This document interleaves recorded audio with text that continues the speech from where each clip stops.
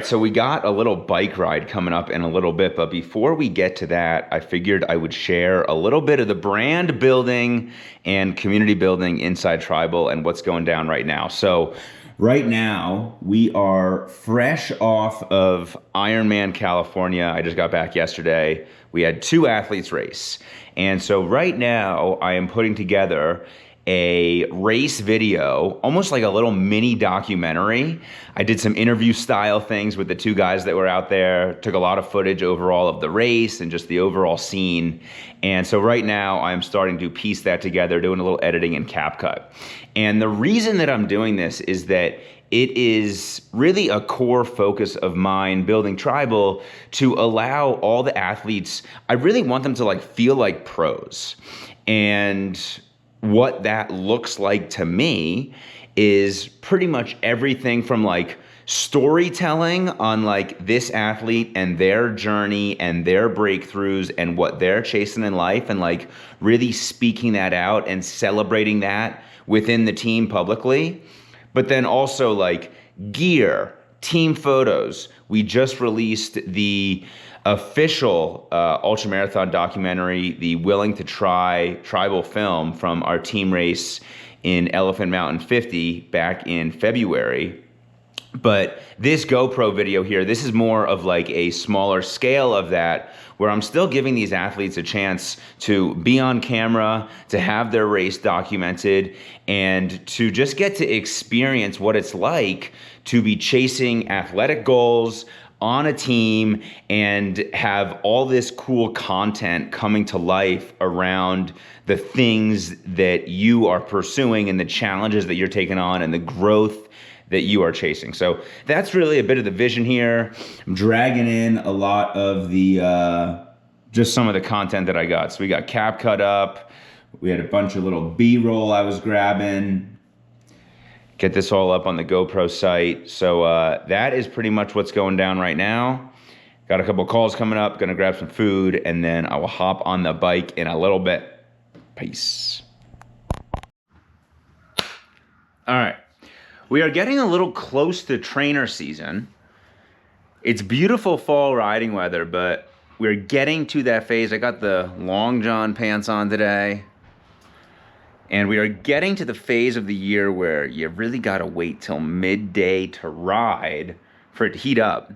But also, it's getting lighter later. So last year, I basically waited as long as possible to throw the bike on the trainer. But what I realized is that it actually had me riding less. And so if I wanna get morning rides in, well, now it's not getting light till 7:30. Super different than getting light at 6 a.m. in the summer. And that's kind of what we're observing here. It's a little chilly this morning, 32 degrees. It's warmed up a bit, and we are heading out for a little midday, 90 minutes. At the bare minimum today, we're gonna get into some spin-ups, a little bit of drill work, and we're gonna take this pretty easy. Body was feeling a little wrecked this morning from travel day yesterday and all the festivities in the weekend. But we will also leave some space. Once we get pumping, get after it a little bit, we might chase a little bit of speed, but at the bare minimum, we are doing spin-ups today. So that's what we're gonna get into. Main goal today is really just enjoy some good time outside. It's a nice fall day, and I'm excited to get my body pumping, bank some work, get a little bit better, have some fun. And I decided I'm gonna bring the GoPro along for the ride. So we'll get a couple of shots of today's ride. And I got a little narrow window between calls here. I got 2 hours. And so getting ready, get prepped up. Gonna ride for about 90 minutes today. So far, the meals we have had 7 eggs, 6 of them were whites, 2 pieces of Ezekiel toast. It's only like 330 calories logged in the macro tracker. Let's confirm that. 333 calories. I got that saved as a meal, so it's super easy for me to just like go to my meals pre-saved, click that in one button, and now we are headed out to go rip this thing up. We'll see you out there.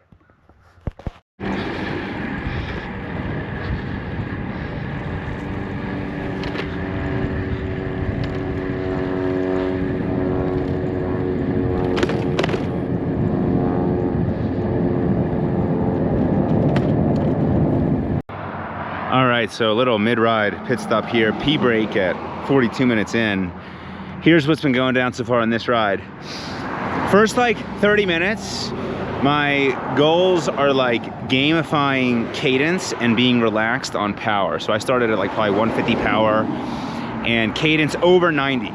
And as I keep that cadence over 90, that higher cadence, the power, as my body starts to warm up, the power starts to come naturally. So 5-10 minutes in, and all of a sudden it's like 160 feels fine, 170 feels fine. I'm up to like 190, 200. And then once I get 30 minutes in, like then it's more like cruising effort. And so that was kind of the start of the ride. I got this really cool stretch of road back here. It's kind of like a side road, no real traffic. And I just hit the first round of spin-ups. So spin-ups are basically, you're looking to keep steady power, but bring your cadence as high as possible. So for me, at this point in the ride, I'm now looking to hold like 220 power, and I'm looking to get that cadence from like mid 90s up to like 115 was the first spin up. And then all of a sudden, like it becomes this little game in my mind. I'm like, okay, can I get over 115 for the next one? Next one, I got to 118. Now all of a sudden my body is like warming up on that neuromuscular level. And then it's like, all right, third one, can I get over 120? I ended up seeing like 128, I think, on the last one. And so these are just some of the little tips and games that I like to play. And now all of a sudden I'm about halfway into this ride and my normalized power for the whole ride is 220. So now the vision, I'm going back this way, which is a little bit downhill. Now the vision is like, how can I go as fast as possible with controlled speed and like just make this freaking fun? I was really tight when I started, right? Said that I woke up feeling stiff and sore, but like this is the beauty of 3-sport training, is that if I ran today, probably would have been a dog shit run. A lift would not have been productive at all, but now all of a sudden I'm out here pumping on the bike and things are moving, And so I'm gonna hit 2 more rounds of spin-ups when I get back to more of the steady flats. This is like kind of a bumpy little roller road right here. And so I'm about to carve this up. I did hit one nice descent already and hit 37.7 top speed that I'm seeing down on my computer. So we will look to get back over 30 miles an hour a couple of times, go freaking fast. And then the vision for the back half of this ride is now I'm at 220 normalized power. I want to pretty much hold that through the end of the ride. I'm not going to be chasing high power. I'll be a little tame if I see anything go over 250, but like I don't want to be seeing like anything really under 175. So I'll be gear shifting tight, keeping it crisp, having fun, and we will keep this thing rolling.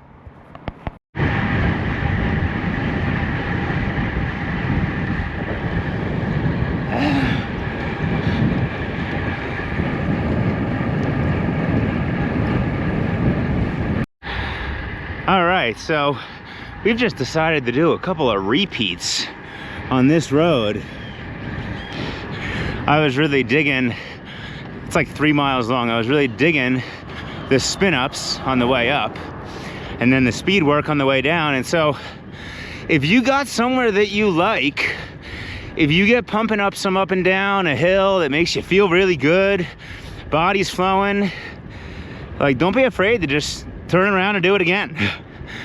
And so right now we're actually in rep 3 on this little stretch right here. Quiet road, no cars, good work, body's pumping. We'll keep working. All right, that was sweet. Very solid ride. Every single endurance session, sort of do some cleanup here. Every single endurance session is a chance to punch through on that voice in my head that wants to freaking tap out early, that wants to end the ride at freaking hour and 10, hour and 20, hour 24. But I said, listen, I'm riding for an hour 30.